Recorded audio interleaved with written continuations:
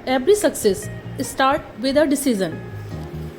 कोई भी सक्सेस हो या कुछ भी हो, हम जब तक डिसीज़न नहीं लेंगे हम उस पर काम नहीं कर पाएंगे। जब काम नहीं करेंगे तो हमें कोई भी सक्सेस मिल ही कैसे सकती है। गुड मॉर्निंग, नमस्कार, राधे राधे दोस्तों, स्वागत है आपका मेरे एक नए स्टडी ब्लॉग में। कैसे हैं आप सभी? उम्मीद करती हूँ सभी बहुत अच्छे होंगे, सबकी स्टडी बहुत अच्छी चल रही होगी। मैं हूँ उर्मिला, एक एस्पिरेंट हूँ, होम मेकर हूँ और फुल टाइम मॉम हूँ। फुल टाइम मॉम इसलिए बोला क्योंकि मॉम होना एक अलग एहसास है, एक रिस्पॉन्सिबिलिटी है। तो मेरा सफ़र है अपनी रिस्पॉन्सिबिलिटी को पूरा करते हुए अपने ड्रीम को अचीव करना। इसके लिए मैं हर दिन उठती हूँ, कोशिश करती हूँ और अपनी स्टडी को कंटिन्यू करती हूँ। जैसा कि आपको पता है कि आजकल मेरे मॉर्निंग उठने में थोड़ी मुझे प्रॉब्लम हो रही है, मेरी स्टडी थोड़ी प्रॉपर नहीं चल पा रही है, काफ़ी कुछ प्रॉब्लम्स हो रही हैं। तो वही प्रॉब्लम का सिलसिला आगे भी जारी है। छोटे बेटे ने अपने पैर में चोट लगा ली थी, अपना पैर जला लिया था, उसकी वजह से वो रात को सो नहीं पाया। तो फिर मॉर्निंग में उठ पाना तो मेरे लिए फिर पॉसिबल ही नहीं था।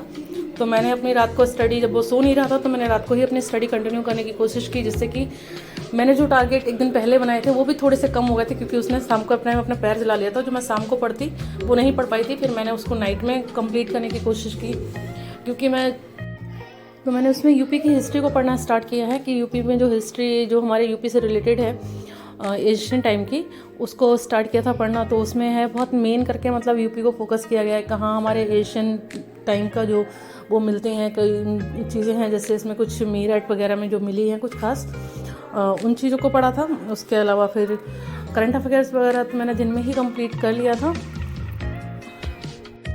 उसके बाद मैंने उसमें के पूरे टारगेट कंप्लीट करने के बाद नेक्स्ट डे के लिए टू डू लिस्ट बनाई कि अगर बनाऊंगी नहीं तो मैं नेक्स्ट डे पढ़ूंगी क्या।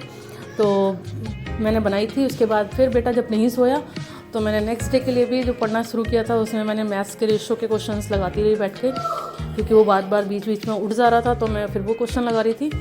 फिर उसके बाद जब वो सोया तो मैं भी सो गई। सोने के बाद मैं सुबह बहुत लेट उठी थी, 7 बजे के बाद उठी थी। तो मॉर्निंग में कोई स्टडी हुई नहीं आज। मैं वही कोशिश कर रही हूँ कि जल्दी मेरा मॉर्निंग का रूटीन फिक्स हो जाए, क्योंकि मेरी सबसे ज़्यादा स्टडी जो प्रोडक्टिव होती है स्टडी, वो मेरी मॉर्निंग में हो पाती है। रात में मैं स्टडी करती हूँ लेकिन उतनी ज़्यादा मुझे प्रोडक्टिव अंदर से लगती नहीं है, मुझे अंदर से वो संतुष्टि नहीं मिलती है जो मुझे मतलब मॉर्निंग में स्टडी करके मिलती है। अगर मॉर्निंग में मैं 2 या 2.5 घंटे पढ़ लेती हूँ तो वो मेरे लिए ज़्यादा मतलब ठीक होता है, लगता है कि हाँ प्रोडक्टिव स्टडी हुई है मेरी।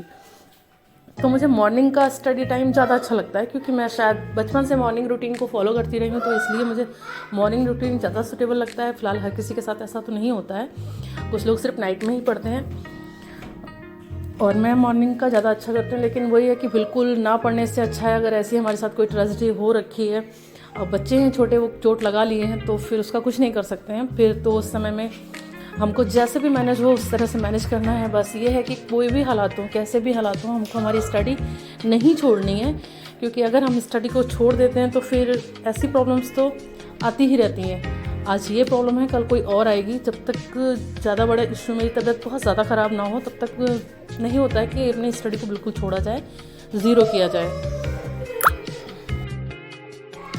तो बेस्ट यही रहता है कि हम जितना जैसे भी मैनेज कर पाएँ, क्योंकि स्टूडेंट की तरह तो हमारे लिए पूरा फुल टाइम है नहीं, वो टाइम हमारा बीत चुका है। लेकिन हम उस टाइम के लिए सोच कर रिग्रेट भी नहीं कर सकते हैं, और ज़्यादा रिग्रेट करने से भी कुछ हासिल नहीं होगा। तो बस ये है कि हम हमारे टाइम को कैसे मैनेज करके आगे बढ़ते हैं अपनी लाइफ में, कैसे हम अपने टाइम को मैनेज कर पाते हैं, अपनी रिस्पॉन्सिबिलिटी को मैनेज कर पाते हैं और अपने लिए स्टडी के लिए टाइम निकालते हैं। सबसे मेन ये है कि कुछ भी हालात हों, कुछ भी हो, हमें अपनी स्टडी को किसी भी तरह से मैनेज करना ही है, क्योंकि अगर हम मैनेज नहीं कर पाएंगे तो कभी फिर हालात हमारे अकॉर्डिंग होंगे। तो अभी तो जब तक बच्चों की छुट्टी है, मेरा यही वो है कि मैं छोटे छोटे से टारगेट बनाऊँ और उन्हें अचीव कर पाऊँ, जितने कि मतलब छोटा छोटा कुछ भी अचीव, जैसे छोटा सा मैंने एक टॉपिक ले लिया, उसे कंप्लीट कर लिया, फिर अगर लगा कि टाइम बचा है तो मैंने उससे और कंप्लीट कर लिया या फिर रिवाइज़ कर लिया। इस तरह से मैं छोटे छोटे टारगेटों में अपनी स्टडी को अभी डिवाइड करके पढ़ रही हूँ। मतलब वो चीज़ें अभी नहीं हो पा रही हैं जैसे जिस टाइम मैं सर्दियों में स्टडी करती थी। सर्दियों में ये था कि मैं अगर मॉर्निंग में 3 बजे उठ गई हूँ तो 5-6 बजे तक कंटिन्यू पढ़ रही हूँ और अच्छे से मैं हिस्ट्री या पॉलिटी का जो भी एक चैप्टर लेती थी वो मेरा कंप्लीट हो जाता था। लेकिन इस समय वो नहीं हो पाएगा। मैं उस समय अच्छी स्टडी कर लेती हूँ, इस समय बच्चों की छुट्टी है, गर्मी है, बहुत सारी प्रॉब्लम्स हैं, तो नहीं हो पा रहा है। लेकिन फिर भी ये नहीं करना है कि हमें हमारी स्टडी को छोड़ना है या ब्रेक करना है, वो नहीं करना है। ऐसे तो बस कुछ ना कुछ लगा ही रहेगा। तो बस अपनी स्टडी को हमें किसी भी तरह से कंटिन्यू करना है।